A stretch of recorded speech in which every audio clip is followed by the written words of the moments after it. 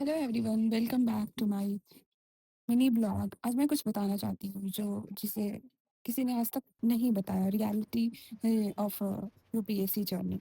अगर आप घर से पहली बार बाहर आते हो, दिल्ली आते हो, तो फिर यहाँ पे बहुत सारे स्ट्रगल्स होता है। जैसे कि आप यहाँ शिफ्ट होते हो अपने कंफर्ट जोन को छोड़ करके, और फिर अपनी फैमिली से दूर, मेंटली, फिजिकली, इमोशनली। यहाँ पे कोई सपोर्ट करने वाला नहीं होता है। यहाँ पे मतलब आप एक बहुत बड़ा चैलेंज लेते हुए अपने लाइफ का एक स्टेप जो होता है यूपीएससी की तरह।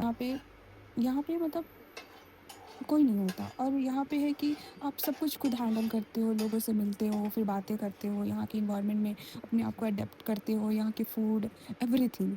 और फिर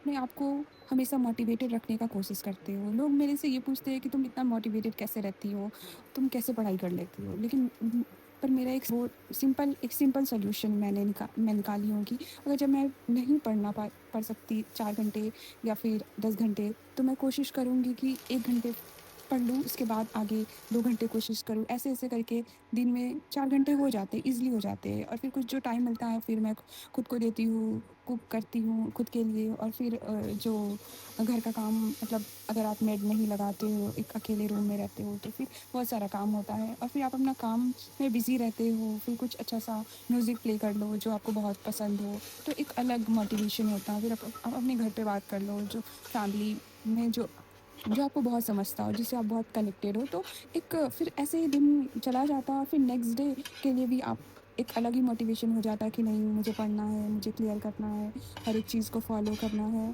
तो यही यूपीएससी का जर्नी है। और फिर आप ये जर्नी तो लॉन्ग है। अगर जो बहुत जल्दी क्लियर कर लेते हैं, जिनका फर्स्ट अटेम्प्ट में हो जाता है, तो ऐसा नहीं है कि वो लोग का एक फर्स्ट अटेम्प्ट में होता है। लेकिन ये होता है कि वो लोग बहुत पहले स्टार्ट करते हैं ये प्रिपरेशन। और फिर पूरा प्रिपेयर होकर के फिर वो फर्स्ट जब वो अटेम्प्ट करते हैं, तो उनके लिए वो बहुत ईज़ी होता। और जो बिगिनर है, जो अभी स्टार्ट कर रहा है 2026 में, तो उसके लिए अगर वो चाहेगा कि पूरा 27 में मैं अटेम्प्ट दूँ, तो उसके लिए थोड़ा टफ़ है।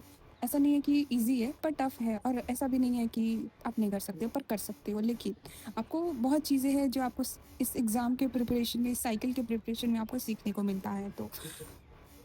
तो इसलिए अपने आप को कभी डीमोटिवेट नहीं फ़ील करना है कि मेरे से नहीं हो रहा है, या फिर मैं नहीं कर पा रही हूँ, मैं आज नहीं पढ़ पा रही हूँ। ठीक है, कोई बात नहीं, अगर आज आप नहीं पढ़ पा रहे हो तो इट्स ओके। इतना सोचने की ज़रूरत नहीं है। अगर आप आज नहीं पढ़ पा रहे हो, तो आज अगर आप खुद को टाइम देते हो, खुद को ट्रीट करते हो, या आप कहीं घूमने जाओ, या फिर कुछ खाने जाओ, मतलब बाहर जाओ, या फिर अगर आपके अच्छे दोस्त हैं जिससे आप कनेक्टेड हो, तो उनसे मिलो, उनसे बातें करो, तो फिर आप मोटिवेटेड अगेन, आप मतलब उस सिचुएशन में पहुँच जाते हो कि आप कल के लिए रेडी हो जाते हो। और फिर अपना दिन ऐसे ही करके आप धीरे-धीरे सीख जाओगे कि कैसे-कैसे, कब मुझे क्या फ़ील होता है, तो मुझे क्या करना चाहिए, नहीं करना चाहिए।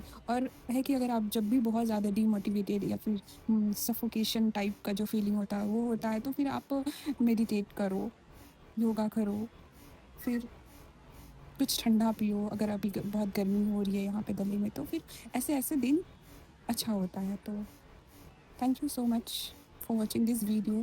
I'll see you tomorrow.